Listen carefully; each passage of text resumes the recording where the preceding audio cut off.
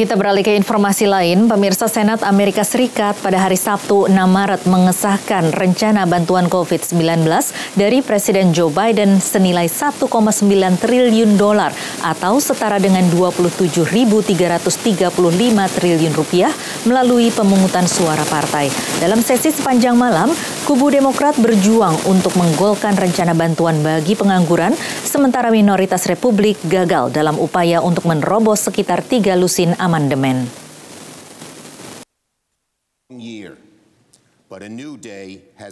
Tagihan terakhir termasuk 400 miliar dolar dalam satu kali pembayaran sebesar 1.400 dolar atau sekitar 20 juta rupiah untuk sebagian besar warga Amerika. 300 dolar seminggu tunjangan pengangguran yang diperpanjang untuk 9,5 juta orang yang kehilangan pekerjaan akibat krisis, dan 350 miliar dolar bantuan untuk pemerintah negara bagian dan lokal. Pandemi COVID-19 telah membuat lubang dalam anggaran negara adidaya ini.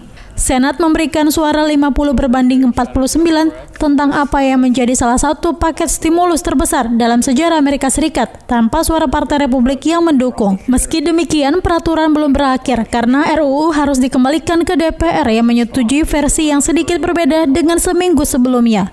Kebuntuan di dalam Partai Demokrat atas tunjangan pengangguran dan upaya Partai Republik untuk mengubah RUU menurut jajak pendapat populer di kalangan pemilih menggambarkan kesulitan yang akan dihadapi Biden dalam mendorong kebijakan lain melalui Kongres yang dikontrol oleh Partai Demokrat. RUU tersebut menjadi prioritas bagi Biden saat negara itu memerangi pandemi yang telah menewaskan lebih dari 520.000 warga negaranya.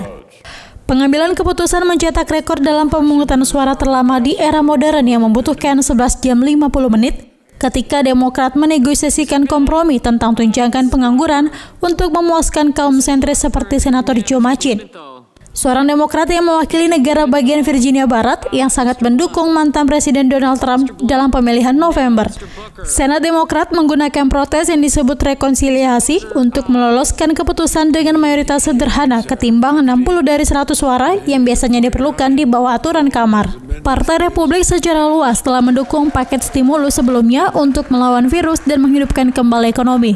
Tetapi ketika Demokrat menjadi penanggung jawab atas Gedung Putih dan kedua kamar di Kongres, mereka pun mengkritik rencana undang-undang karena dinilai terlalu mahal. Negara itu belum mengganti 9,5 juta pekerjaan yang hilang sejak tahun lalu, dan Gedung Putih mengatakan perlu waktu bertahun-tahun untuk melakukannya.